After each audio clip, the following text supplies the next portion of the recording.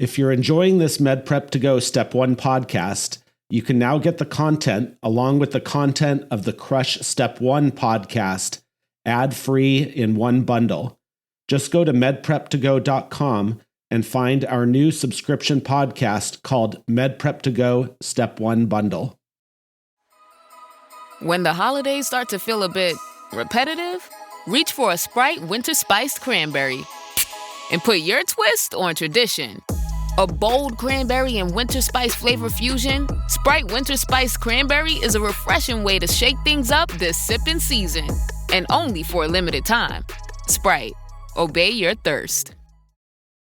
I had that dream again. My small business needs to hire, but I don't use LinkedIn, and I hire an energy vampire. But also they're a literal vampire. And suddenly my team is spending all their time sharpening wooden stakes and buying bulk silver and rehearsing ancient chants, and then I wake up.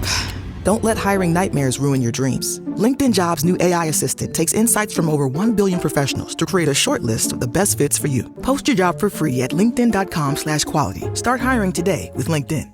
Whether your business has 6 floors or 6 employees, Walmart Business has everything you need to save time, money, and hassle. You can restock your break room with bulk ordering or bulk up your ordering team with shared payments. And you can get it all delivered straight to your business's door, whether that's on Wall Street or Main Street. Walmart Business. It's the Walmart you love, now for your business. Learn more at business.walmart.com.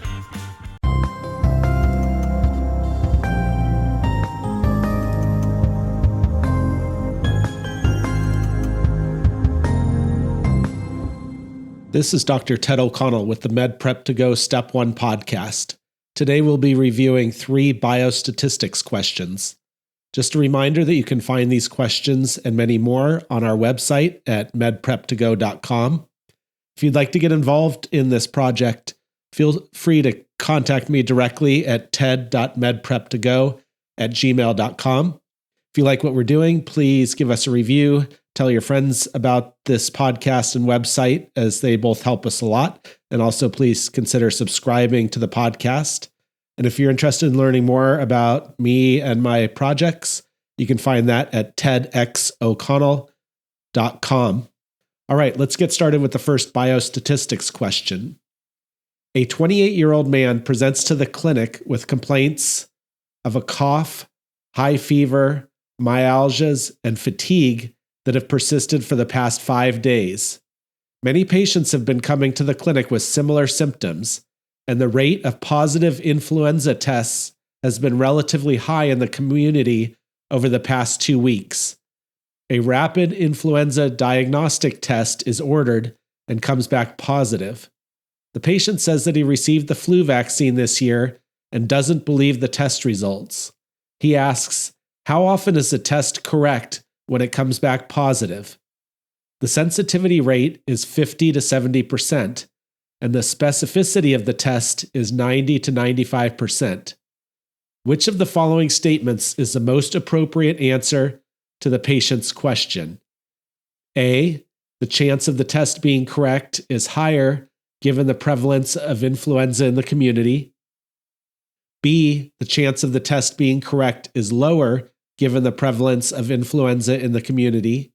C, the question cannot be answered with the information provided. D, the result is difficult to interpret given the low sensitivity. Or E, the result is most likely correct given the high specificity. The correct answer is A, the chance of the test being correct is higher given the prevalence of influenza in the community. The patient is posing a question that describes the positive predictive value, or PPV, of a test. The PPV describes the fraction of patients who have the disease and test positive, that is, true positives, compared with the total number of patients who test positive, that is, the true positives plus the false positives.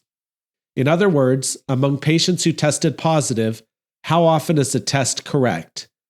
The positive predictive value of a test is dependent on the prevalence of the disease. If a community has a high rate of disease, the test is more likely to correctly identify patients with the illness than in a community where a disease is rare. Therefore, the numeric answer to the patient's question is dependent on the prevalence of influenza in the community. Answer choice B, the chance of the test being correct is lower given the prevalence of influenza in the community, is incorrect. The question stem describes the prevalence of influenza to be high in this community.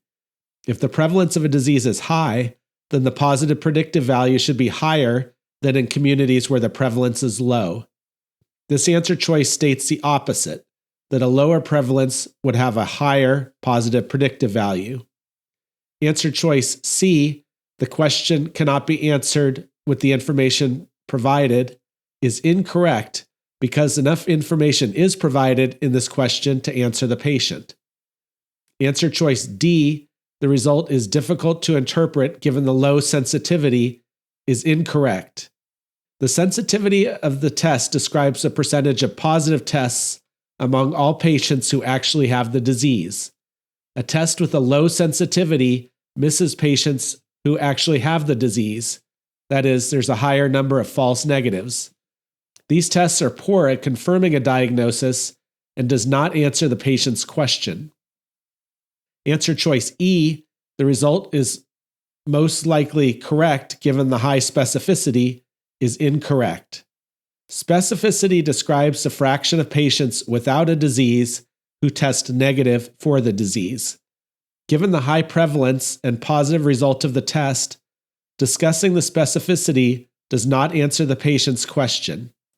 A high specificity is desirable for screening tests since there is a low fraction of false positive results. However, this statistic does not answer the question of a patient who already knows they have a positive result. The key learning point here: the positive predictive value of a test is dependent on the prevalence of the disease. If a disease is rare, the inherent errors of the test produce false positive results and will have a large impact on the number of false positives and thus the positive predictive value. If a disease has a high prevalence, the inherent errors of the test occur at the same rate but have a smaller impact on the positive predictive value. Question 2. A medical researcher is analyzing the blood pressure data of a group of patients participating in a clinical trial. She calculates the standard deviation of the systolic blood pressure measurements and finds it to be 12 millimeters of mercury. Which of the following statements regarding standard deviation is correct? A higher standard deviation indicates that the blood pressure measurements are more consistent. B, if the standard deviation were lower, it would suggest less variability in blood pressure measurements. C, standard deviation cannot be calculated for blood pressure data. D, the standard deviation is a measure of central tendency in the data. Or E, the standard deviation measures the average blood pressure value in the group.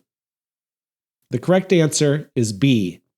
If the standard deviation were lower, it would suggest less variability in blood pressure measurements. A lowered standard deviation indicates that the data points are closer to the mean, suggesting less variability. In this context, a standard deviation of 12 millimeters of mercury means that most blood pressure measurements are within 12 millimeters of mercury of the mean value. Answer choice A higher standard deviation indicates that the blood pressure measurements are more consistent, is incorrect. A higher standard deviation indicates greater variability or inconsistency in the data, meaning the blood pressure measurements in this case vary more from the mean. Answer choice C, standard deviation cannot be calculated for blood pressure data, is incorrect. Standard deviation can be calculated for various types of data, including blood pressure data, to assess the degree of variability or consistency within the data set. Answer choice D, the standard deviation is a measure of central tendency in the data, is incorrect. The standard deviation does not measure central tendency. It measures the spread or variability of data points. Answer choice E, the standard deviation measures the average blood pressure value in the group, is incorrect. The standard deviation is not a measure of central tendency. That's the mean. It quantifies the dispersion or spread of data points around the mean. The key learning point here, standard deviation is a statistical measure used to quantify the dispersion or spread of data points in a data set. A lower standard deviation indicates less variability, while a higher standard deviation suggests greater variability. It is an essential tool for understanding the consistency and reliability of data. Oh, Hilton stay, your beds are soft and cozy. No lumpy couch, no stiff futon, no shower line at crack of dawn. Oh, Hilton stay, a holiday you're saving. When you want holiday comfort you can count on, it matters where you stay. This season, enjoy spacious, comfortable rooms and friendly service when you book with Hilton instead. Hilton for the stay. Hey, Fidelity. How can I remember to invest every month? With the Fidelity app, you can choose a schedule and set up recurring investments in stocks and ETFs. Oh, that sounds easier than I thought. You got this. Yeah, I do. Now, where did I put my keys? You will find them where you left them. Investing involves risk, including risk of loss. Fidelity Brokerage Services, LLC, member NYSE, SIPC. Question 3. A medical researcher is studying the ages of patients in a clinical trial and has collected the following data: 25, 32, 41, 43, 47, 55, 57, 59, 63, and 68 years of age. What is the median age of the patients in this study? A, 43 years, B, 47 years, C, 55 years, D, 57 years, or E, 59 years? The correct answer is D, 57 years. When the data is arranged in ascending order, the median is the middle value. In this case, there are 5 values on each side, making 57 the median. Answer choice A, 43 years, is incorrect. The median is the middle value when data is arranged in ascending or descending order. In this case, the median is not 43. Answer choice B, 47, is incorrect. The median is not 47, and it is not the middle value when the data is sorted in ascending order. Answer choice C, 55, is incorrect.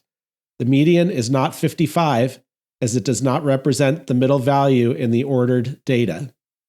Answer choice E, 59, is incorrect.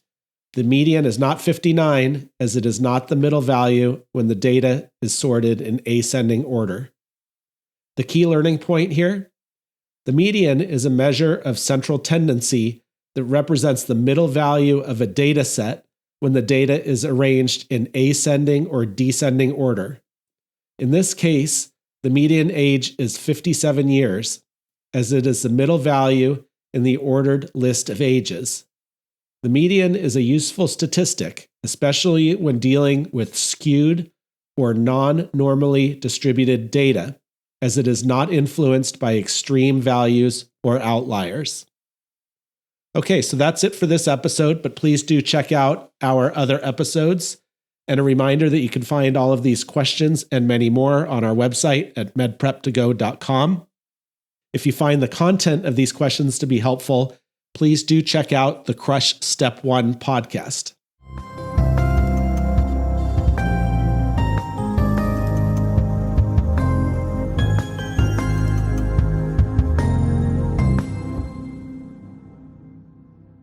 Hi, everyone. This is Ted O'Connell. I just want to let you know that we have launched a Step 2 QBank podcast, very similar to our Step 1 QBank podcast.